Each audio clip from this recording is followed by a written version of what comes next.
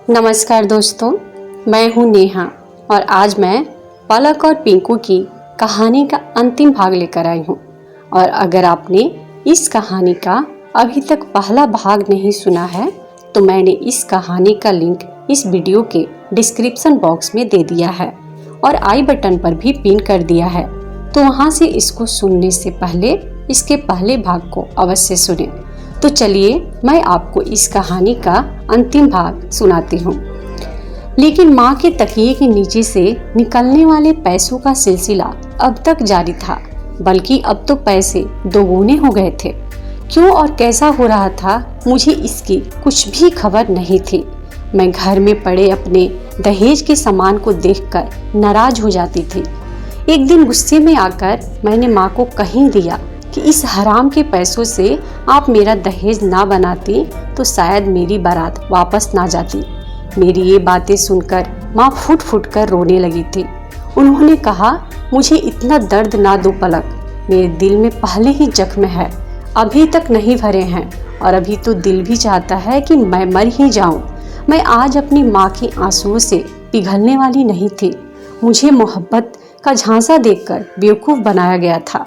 मेरे जज्बात को पैरों तले रौंद दिया गया था। मेरा दिल तो चाहता था कि मैं सारे जमाने को आग लगा दूं, इसलिए मैं माँ के साथ बदसलूकी कर बैठी थी। मैं बोली कि अगर आप मर गई तो शायद इन पैसों का सिलसिला भी थम जाएगा और शायद हमारे घर से ये अनहोनी भी खत्म हो जाए। मैंने इतना कहकर बाहर चली गई। मुझे बाहर भी माँ के रोने की आवाज़ महसूस हो रही थी। थोड़ी देर ही बीती होगी कि हमारे घर के दरवाजे पर दस्तक हुई थी। सबसे छोटी बहन मीरा तो चीखी पड़ी थी। वो बोली, छोटी दीदी आप। मैं ये सोचकर कमरे से बाहर निकली कि आखिर देखूं तो सही कि कौन सी छोटी दीदी हमारे घर आई हैं। मैंने बाहर झांक के देखा तो सामने सीमा और पिंकू खड़े थे। ये दृश्य देखकर मुझे चक्कर आने लगे थे। मैं दौड़ती हुई कमरे से निकली और पिंकू के गिरेबान को पकड़कर हिलाने लग गई थी। इतने में सीमा ने मेरा हाथ थामकर झटक दिया और बोली, दीदी मैंने अपने पति का इस तरह से अपमान बर्दाश्त नहीं करूंगी। सीमा की बात सुनकर तो मुझे सांप सूंघ गया था। मैं एक लफ्ज भी बोलने के काबिल नहीं रही थी। माँ ने सीमा की तरफ देखकर अपना मुंह फेर लिया था। वो भागकर माँ के कदमों में जाकर बैठ गई और जोर जोर से रोने लगी थी। वो माँ के पांव चूमती जाती और उनसे माफ़ी मांगती जाती थी। फिर वो बोली तो मुझे लगा कि मैं फिर अब दोबारा से सांस ही नहीं ले पाऊंगी। माँ, मैं और पिंकू हम एक दूसरे से मोहब्बत करते थे। फिर मेरी परीक्षा खत्म हुई तो मैं घर में बैठकर रिजल्ट का इंतजार करने लगी थी। मेरी और पिंकू की बात मोबाइल पर होने लगी थी। लेकिन एक दिन छोटी सी बात पर हम दोनों के बीच बहुत बड़ा झगड़ा हुआ और हमने ये आपस का प्यार का रिश्ता खत्म कर दिया था। मैं तो सबसे छुप छुप कर अपनी मोहब्बत के गम में खोई रहती थी, मगर ये दूसरी लड़कियों से मोहब्बत के बारे में सोचने लगा था। मैं नहीं जानती थी कि पलक दीदी और पिंकू का रिश्ता कैसे पक्का हुआ। लेकिन जब मैंने पिंकू की तस्वीर देखी तो मेरी मोहब्बत एक बार फिर से जाग उठी थी। मैं पिंकू से फिर से मिली और उसे हकीकत बता दी कि पलक मेरी बहन है। पिंकू अच्छा इंसान है। उसे अपनी गलती का एहसास हो चुका था, इसलिए उसने शादी के लिए इनकार कर दिया था और इस तरह हम दोनों ने भागकर शादी कर ली। लेकिन माँ, मुझे अगर जरा भी मालूम होता कि मेरी इस हरकत से आप हमेशा के लिए अपाहिज हो जाएंगे तो मैं अपनी मोहब्बत को आपके हवाले कर देती। माँ, मुझे माफ़ कर दो माँ, अगर आप मुझे माफ़ नहीं करेंगे तो मैं जीते जी मर जाऊंगी। हम सब सीमा की बातें सुनकर रोने लगे थे। माँ बोली, सीमा, मैं सिर्फ तुम्हें एक ही शर्त पर माफ़ कर सकती हूँ कि जब तक मेरे पलक की शादी नहीं हो जाती तुम इस घर में कदम भी नहीं रखोगी। सीमा ने माँ की शर्त मंजूर कर ली थी। सीमा मेरे कदमों में गिरकर मुझसे भी माफ़ी मांग रही थी। पिंकू ने भी मेरे आगे हाथ जोड़ दिए थे। अगर मैं उन्हें माफ़ करने की हिम्मत नहीं खुद में ला पाती तो क्या होता। ऐसे ही वक्त गुजरने लगा था। मेरा रिजल्ट भी आ गया था। मैं बहुत अच्छे नंबरों से पास हुई थी। मैंने माँ से परमिशन मांगी कि वो मुझे स्कूल में नौकरी करने दे।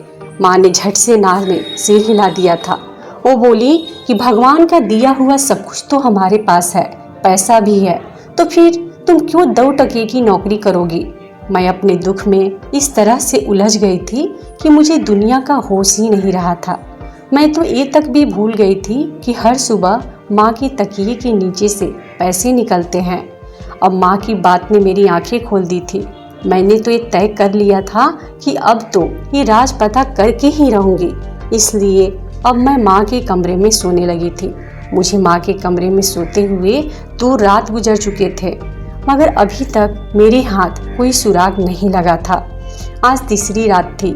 आज मैंने सोच लिया था कि 1 सेकेंड के लिए भी मैं अपनी पलकें नहीं झपकाऊंगी। ऐसे ही धीरे धीरे रात बीत रही थी, यहाँ तक कि रात के 3 बज चुके थे। तभी बाहर ऐसी आवाज़ आई जैसे कोई बाहर से हमारे घर में कूदा हो। मेरा पूरा शरीर डर से कांप उठा था। मैं अपनी आंखों से सारा नज़ारा देखने लगी थी। हमारे कमरे के दरवाजे को किसी ने धकेल कर खोला था और कोई दबे कदमों से अंदर दाखिल हो चुका था। कमरे में दाखिल हुए शख्स को देखकर मैं तो दंग रह गई थी, क्योंकि वहाँ तो एक 45 साल का हैंडसम मर्द खड़ा था। मैं उसको गौर से देख रही थी, तभी मेरे सिर पर आसमान टूट पड़ा कि ये यहाँ कैसे पहुँच गया। आज से 6 साल पहले की बात है। जब मैं स्कूल में पढ़ती थी तो मुझे नई नई लड़कियों से दोस्ती करने का बहुत शौक था। हमारे क्लास में एक नई लड़की ने दाखिला लिया था। उसका नाम सोनी था। वो क्लास में हम सब लड़कियों से बड़ी थी, इसलिए उससे कोई भी दोस्ती नहीं करता था। मुझे सोनी की हालत देखकर बड़ा दुख हुआ था। वो सारा दिन अकेली ही बैठी रहती थी। फिर मैंने ही उसके तरफ दोस्ती का हाथ बढ़ाया था। देखते ही देखते हम दोनों की बहुत गहरी दोस्ती हो गई थी। मेरे पिताजी को स्वर्गवास होके 5 साल हो चुके थे। हम बहनें भी तब छोटी छोटी थी। 3 बच्चों को अकेले पालना आसान काम नहीं होता है, इसलिए माँ हम पर ज़्यादा ध्यान नहीं दे पाती थी। मैं और सीमा अक्सर स्कूल में रुककर कोई ना कोई खेल खेला करते थे, लेकिन मेरी माँ ने कभी मेरे बारे में पूछताछ नहीं की थी कि मैं स्कूल से घर इतनी देर से क्यों लौटती थी। माँ की इस लापरवाही ने मुझे छूट सी दे दी थी। अब मैं हर रोज सोनी के घर जाने लगी थी। एक दिन सोनी बोली कि मैं तुम्हें अपनी दूसरी सहेली के घर लेकर चलती हूँ। मैंने भी तुरंत हाँ कर दिया था। मैं और सोनी उसके सहेली के घर चले गए। सोनी ने मुझे ड्राइंग रूम में बिठाया और खुद बाहर चली गई और कमरे को लॉक कर दिया।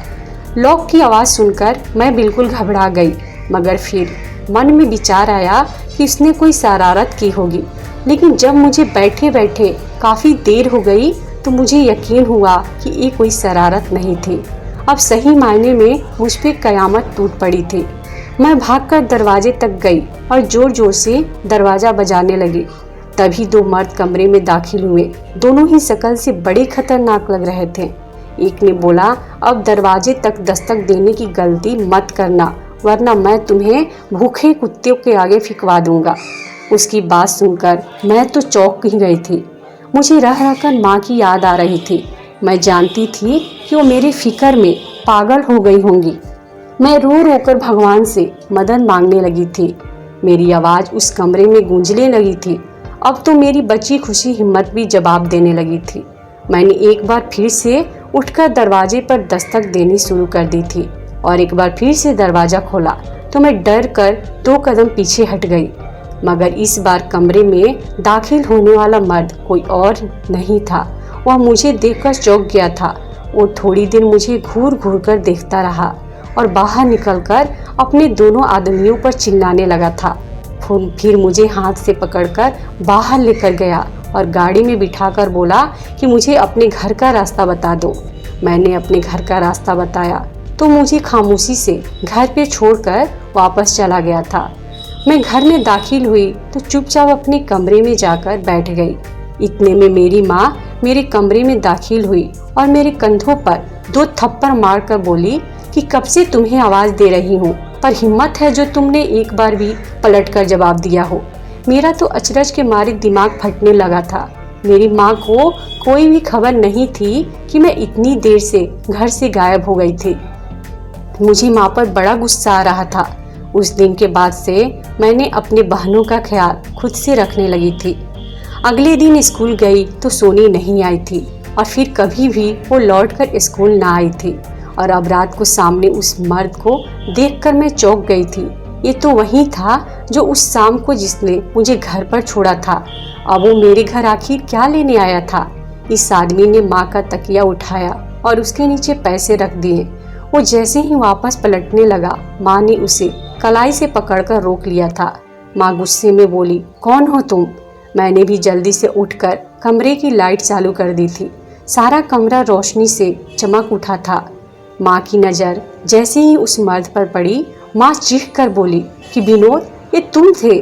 मैं आगे बढ़ी और रोते हुए बोली कि आखिर ये सब क्या हो रहा है? वो मर्द आगे बढ़ा और मेरे सिर पर हाथ रखकर बोला कि मैं तुम्हें सब कुछ बताता हूँ। मेरा नाम विनोद है। जवानी में मेरी शादी पिताजी के अनाथ दोस्त के बेटे से हुई थी। वो लड़की जानती हो कौन थी? वो तुम्हारी माँ थी। लेकिन मुझे तुम्हारी माँ से नफरत थी। मैं इससे शादी करना ही नहीं चाहता था, मगर मेरे पिताजी ने अपने दोस्त के दोस्ती में मजबूर होकर मेरी शादी इससे कर दी थी। जब मेरी बीवी पेट से हुई तो मैंने इस पर बदचलन का इल्ज़ाम लगा दिया और कहा कि ये तो मेरी औलाद ही नहीं है, न जाने किसका गुनाह अपनी कोख में लेकर घूम रही है। मैंने इसे बदनाम करके घर से निकाल दिया तो उसने मुझे बद्दुआ दी कि तुम सारी ज़िंदगी औलाद के लिए तरसोगे। लेकिन मैंने इसकी बात को बिल्कुल भी अहमियत नहीं दी और मैं गांव छोड़कर शहर चला गया और छोटी मोटी डकैतियाँ करके पैसा बनाने लगा था। फिर मैं गुनाहों की दलदल में फंसता ही चला गया था और मैंने बच्चों की अगुवाई भी शुरू कर दी थी। तुम्हें भी सोनी अगवा करके ही मेरे पास लाई थी, लेकिन मैंने तुम्हें पहचान लिया था। उस दिन से मैंने अपनी गुनाह की राह छोड़ दी। फिर मैंने शादी की, मगर कोई मुझे औलाद नहीं हुई। अब मैं औलाद के लिए तरसता रहा हूँ। मुझे मालूम हुआ कि तुम्हारी माँ ने भी शादी कर ली है और दूसरी शादी से उसे 3 बेटियाँ हैं। फिर मुझे इसके पति के निधन के और तुम्हारी व्यवस्था का पता चला तो मैंने रात के अंधेरे में सबसे छुपकर भगवान को साक्षी बनाकर तुम लोगों की मदद करने लगा था। अब मैं तुम दोनों के आगे हाथ जोड़कर माफ़ी मांगता हूँ। मुझे माफ़ कर दो। मुझे लगा था कि मेरी माँ नफ़रत से मुंह मोड़ लेगी, मगर उनकी बात सुनकर तो मैं पत्थर ही बन गई थी। माँ बोली कि जाओ, मैं तुम्हें माफ़ कर दिया। अब दोबारा ना अपनी शक्ल दिखाना और ना ही कभी पैसे भेजना। मैंने भी माँ के नक्शे कदम पर चलते हुए अपने उस बाप को माफ़ किया था जिसको मैंने ना बाप माना था ना जाना था। अब मैं स्कूल में जॉब करना शुरू कर दी हूँ। वहाँ पर मैं 8 से 12 तक के बच्चों को पढ़ाती हूँ।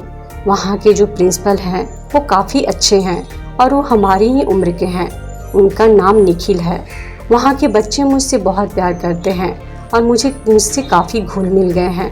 एक दिन जब मैं स्कूल में आई तब निखिल सर ने मुझे बोला कि पलक, मेरे ऑफिस में आ जाना। मैं जब ऑफिस में गई तो उन्होंने बताया कि मैं तुम्हें काफ़ी पसंद करता हूँ, क्या तुम मुझसे शादी करना चाहोगी? तो मैंने बोला कि मैं सोचकर बताऊंगी। मैं घर पर आई और काफ़ी सोचा तो मुझे लगा कि लड़का अच्छा है, क्योंकि मैं भी निखिल सर को पसंद करती हूँ और हमारी उम्र भी सेम है। तो फिर मैं अपनी माँ से बताई। माँ भी बोली कि लड़का जब अच्छा है तो कोई दिक्कत नहीं है। माँ ने भी शादी करने के लिए हाँ कर दिया। फिर हमारी शादी निखिल से हो गई और हमारी छोटी बहन सीमा भी पिंकू के साथ घर आ गई है और मैंने अपनी छोटी बहन मीरा का एडमिशन कॉलेज में करवा दिया है और माँ का स्वास्थ्य भी ठीक हो गया है और अब वह खुश भी रह रही है और हम सभी अब खुशी से अपना जीवन बिता रहे हैं। तो दोस्तों, आपको हमारी यह कहानी कैसी लगी हमें कमेंट बॉक्स में ज़रूर बताना और अगर आपको ये कहानी अच्छी लगी हो तो इस वीडियो को लाइक करें और अपने दोस्तों के साथ शेयर ज़रूर करें और इसी तरीके की वीडियोस देखने के लिए हमारे इस चैनल को सब्सक्राइब करके घंटी के बटन को दबाना बिल्कुल भी नहीं भूलें। धन्यवाद दोस्तों।